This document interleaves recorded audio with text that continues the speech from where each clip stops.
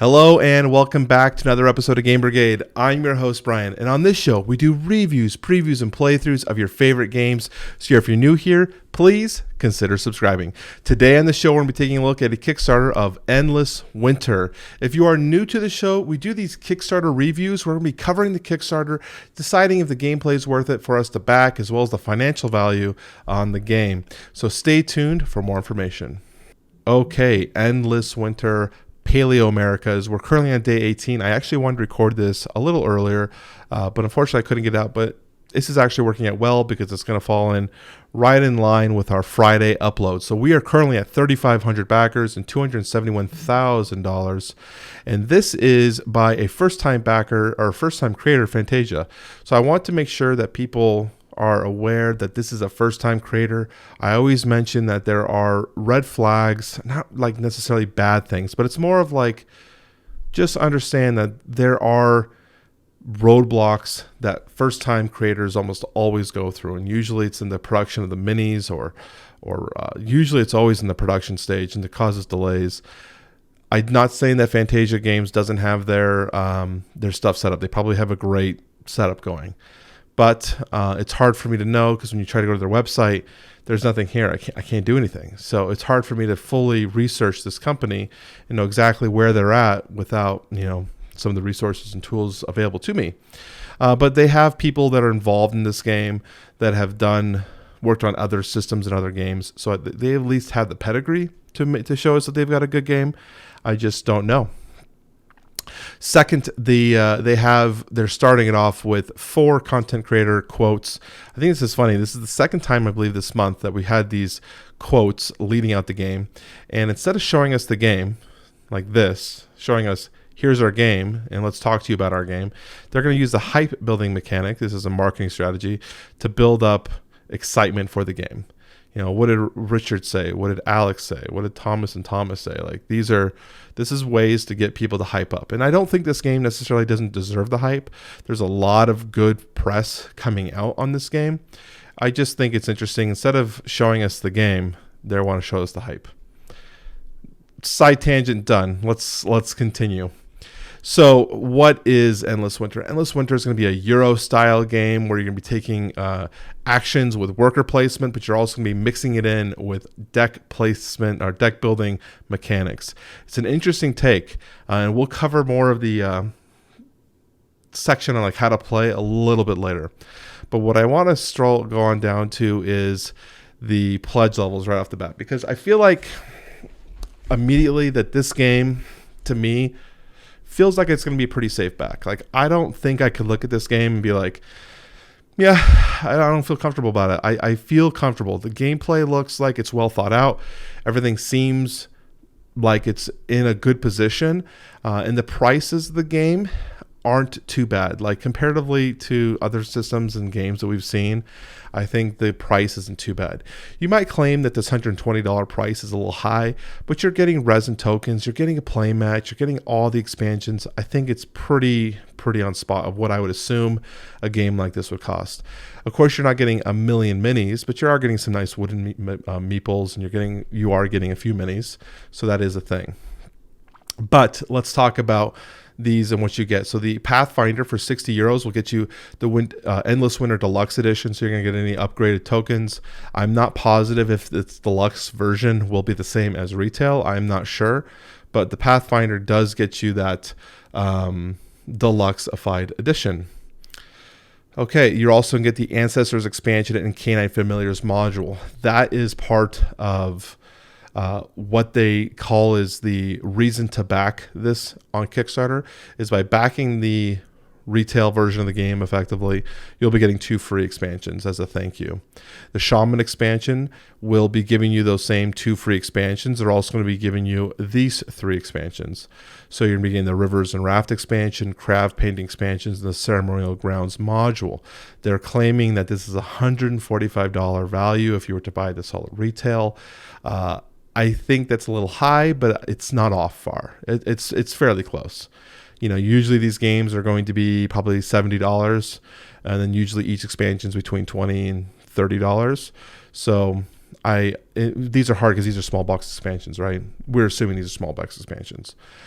But I don't think this price is too far off. So 90 euros, it's not too bad. The one that actually excites me the most that I would be looking at backing if I was buying this game, and I'm not quite sure if I'm there yet, but we don't know. We'll see, is the Chief. And that's because I like everything in here, the $90. I'm a big sucker for playmats. One of our commenters, Kyle, has made fun of me because there was a period in time back in August and July that if a game offered a playmat, I was buying the playmat. And here I am looking at the playmat again. So thank you, Kyle. So here we have the Shaman expansion, 90 euros. For $120 or euros, $120, we're getting the same thing pretty much as the Shaman, but we're getting the playmat, which generally playmats are $30 anyways, so those translate as it is. But then we're also getting all these resin tokens, and we're getting all these resin monolith tokens, which is just awesome. Just better components, more tactile feel to them. I think that's pretty sweet. They're showing this wolf head, like, hey, check out this this cool looking wolf head. I actually think this looks kind of chintzy, but I bet they'll be fine once you're playing the game. I just think this is funny whenever I see this wolf head here. Stretch goals are monetarily based. We're not going to really cover too much of the stretch goals. Things that I did like, what I saw was that the screen printing on these look good. I prefer screen printed meeples rather than just shaped meeples, so that's great. Everything else looks great. The spot UV, everything like that. It's what I expect in a deluxe edition of a game. So nothing too much to talk about it. I recommend, if you're ever on the fence on this game, come back to stretch goals like day 2, like when there's like 2 days left in the campaign, and see kind of what's been unlocked and where we're at. A lot of times I really truly believe these stretch goals are already fleshed out. These guys probably assume they already were going to get at least $340,000 in backers, and then maybe around the $500,000 mark, if they get to that point, is where they need to start coming up with like an interesting idea. But I always assume these already been fleshed out and already pre-designed. So, but let's go on down to the gameplay. So how does this game work? Man, I'm sorry, my nose super itches, so I apologize for that. So how does this game work? So this is going to be the player board. You're going to have a few different things here to look at. You have up here the modules, which shows like the different territories, and this is where I believe the water for the rafts would also play into it. But you're going to be having your villages here, and you're going to be expanding out your territory, and this will be part of the end game scoring. You're also going to be having this animal section where you can go hunting. This is also part of set collection. And what I really liked about this is that people talked about how there were so many different ways that you can like take your tribe and say, how do I want to build my tribe? How do I imagine my tribe to finish this game? And I think it was Alex talked about in one of his videos that he said from Board Game Co. He talked about how one player wanted to make it a hunting tribe and went hunting and just collected the set collection for the animals. I thought that was really cool. And I thought that was really unique. So I wanted to touch on that because I think it's interesting when you're able to be like, how do I want to play the game today? Like how do I want to take it? Because generally a lot of times these kind of action-based games and Euros-based games are almost always like a set way that's the best way to play the game. Wingspan falls in that problem as well. Like there's sometimes just the best way to play, and that kind of after a while, once you learn it or your play group learns it, can kind of kill the fun of the game. So being able to say that there's multiple different avenues that could be successful, going down here and picking these cards up, or going for the set collection, or going up here, there's many different avenues. I like that, and gives more options for expressing your creativity for that game, for that day. So I really, really like that. They have a how to play section here. Didn't really care for it, so we're going to skip that. We're going to go on down to what's in the box. So $60, 50 euros. They're claiming this is a $95 retail. I would suspect the retail probably be between 85 and 75 is where I'd suspect it'd probably fall. But we're going to be getting this deluxe edition 70 MSRP. You're going to be getting the spot UV treatment, all the upgraded tokens, those screen printed tokens we were talking about. Everything looks good. We're getting pretty much a good amount of stuff. Usually people complain about the cost of these games when they're merely deck builders. Luckily, this has got more than just deck building to it. So I think that's roughly about it. We're going to cut on down to shipping, because overall I think I think this game is pretty interesting.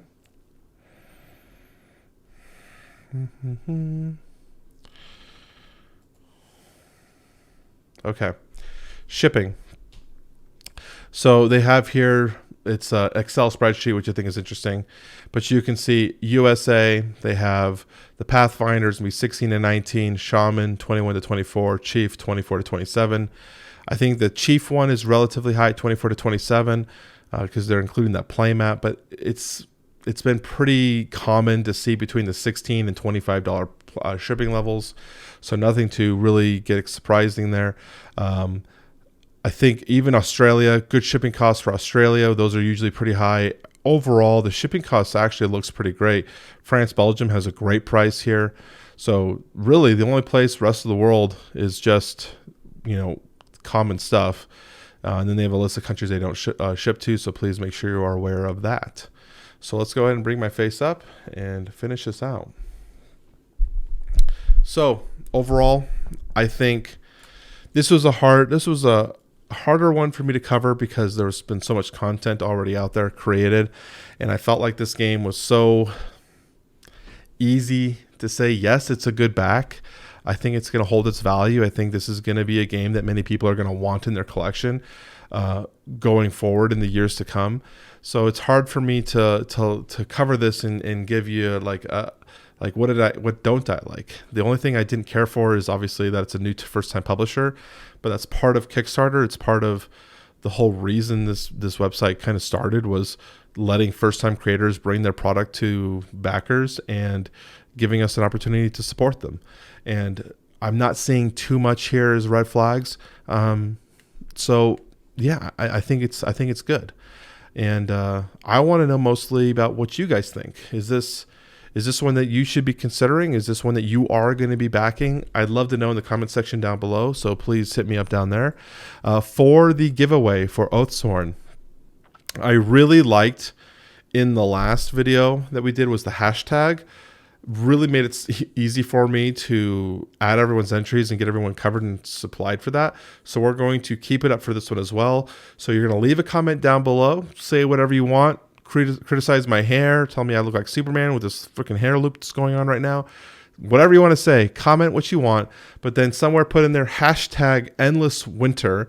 That way I can tag you to this video, and that will make it so much easier for me. So I appreciate everyone who stayed till the end, watched the entire show. Thank you for that. Again, if you want to support the channel, make sure you hit that like button, tell YouTube we like the show. And again, thank you for everyone who's subscribed. We have a bunch of new subscribers, so welcome to the channel. I will talk to you all very soon.